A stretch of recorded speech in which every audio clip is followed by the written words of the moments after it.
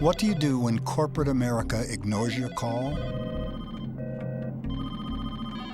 You find other ways to get their attention.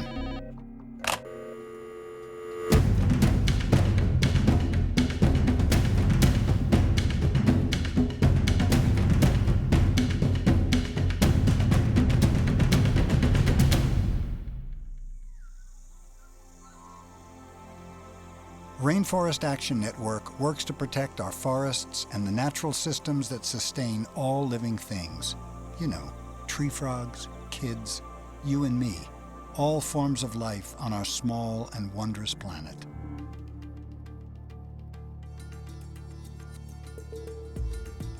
Rainforest Action Network, also known as RAN, engages, pressures, and ultimately inspires big business to behave more responsibly.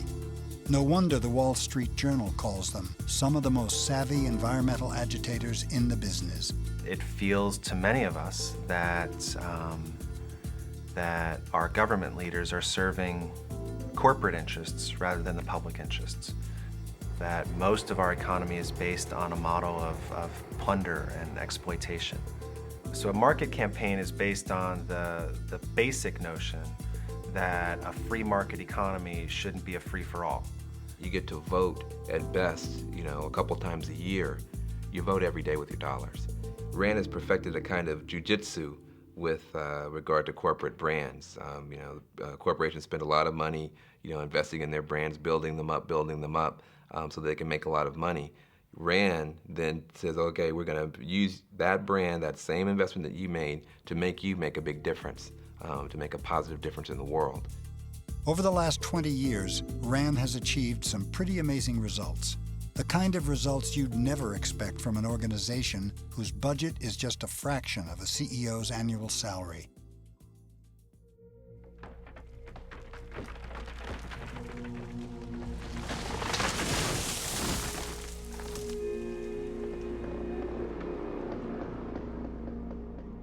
In 1997, Rainforest Action Network asked Home Depot to stop selling wood torn from the world's last old-growth forests.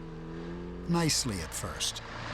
But when executives stalled and refused, RAN launched a corporate campaign that included shareholder resolutions, hard-hitting advertising, savvy negotiation, and the work of thousands of grassroots volunteers who protested at hundreds of Home Depot stores across America, both outside and inside.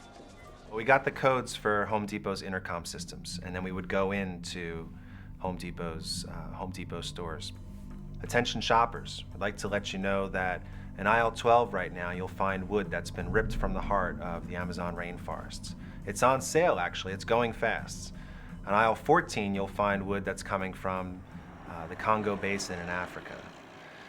It was August 26, 1999. We just come back from a big international conference of grassroots activists to put together a campaign plan for the next year to pressure Home Depot some more. First day back from the conference, I come in the office around 9:30, find out that I have a fax in the mail, and there's the fax with Home Depot's policy. Within about 6 months, 8 out of the top 10 home improvement retailers had agreed to not sell or buy or have in their stores any wood coming from an old-growth forest. And so we had a great party.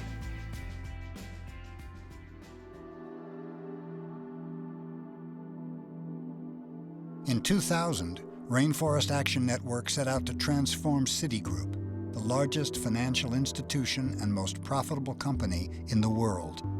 At that time, the bank was the top funder of the most environmentally destructive projects on Earth. If we can convince these folks at the top of the largest bank in the world that they need to shift their behavior, then a clear message is going to be sent, and change is going to start to happen right away because their fingerprints are all over all of these industries and projects. So we sent them a letter. We had a meeting within a week of sending the first letter. And they thanked us politely and told us we didn't understand the banking industry at all, and said they'd love to talk to us again whenever we had educated ourselves about the reality of the business world. We never lost the clarity of vision that this was the right thing to do. We bought ad space for 72 spots on New York 1 in the lead up to Citigroup's annual shareholder meeting. We're going to show celebrities cutting up Citibank credit cards and then intersperse that with images of destructive projects that they're invested in around the world. And I think that that ad had aired once or maybe twice that first morning that we had bought space when we got a call from Citigroup. And they said, "Uncle, pull the ad, we'll sit down and we'll start drafting policy with you." They announced their intention to get out of one of the really egregious projects that we had highlighted down in the Peruvian Amazon. And we struck a working relationship. You know, we took 8 months to draft this first policy because we wanted to do it right. Nothing like this had ever come out of the financial sector before. After 4 years of campaigning, Citigroup announced a sweeping environmental policy that considered the environmental and social impact of its lending practices. It was a stunning victory for the forests and for people around the world. This has led to other financial institutions following suit, with Bank of America, J.P. Morgan Chase, and Goldman Sachs establishing policies that go even further than Citigroup's. RAN also plays fair and regularly takes out full-page ads in the New York Times saying thank you to corporations when they do the right thing. It's a way of raising the bar on big business and raising awareness with their customers and their competition.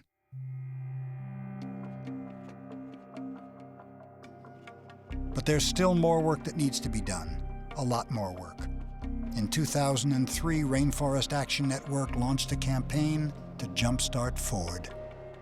If we're going to stop an oil pipeline in the rainforest, we needed to stop the auto industry from making so many gas guzzlers.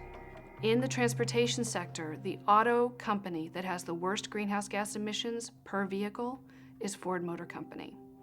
That's why we think that if we can jumpstart Ford, if we can turn Ford around, we can have a tremendous impact. Up to a third of all species around the world would be threatened with extinction by 2050, based on current climate change models. RAN is taking this message directly to Ford, calling on them to improve fuel efficiency and eliminate tailpipe emissions.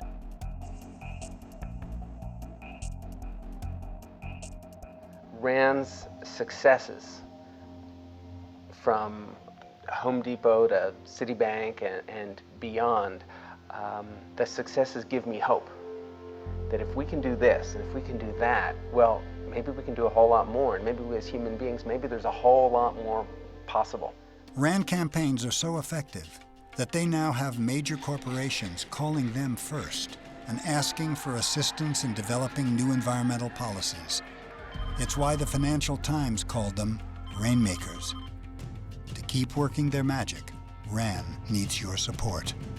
Congress can't pass a law to protect old-growth forests. We've gotten 400 companies who have agreed to never buy any wood or paper coming from those forests ever again.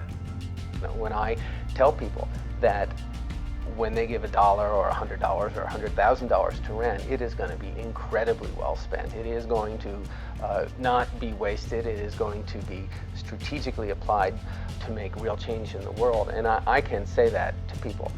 I can look them in the eye and I can tell them from my experience in my heart that that is true.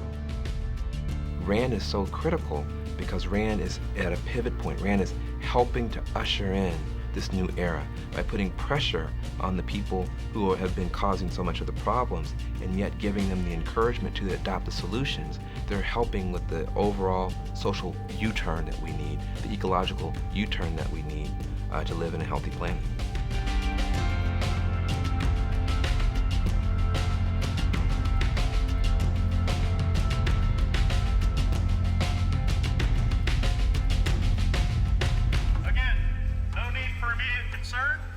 We're simply checking out the area for investments of mass destruction. We're concerned that J.P. Morgan Chase may be invested in projects that are a harm to our environment, our climate, the health and safety of our children, and we're here to check it out.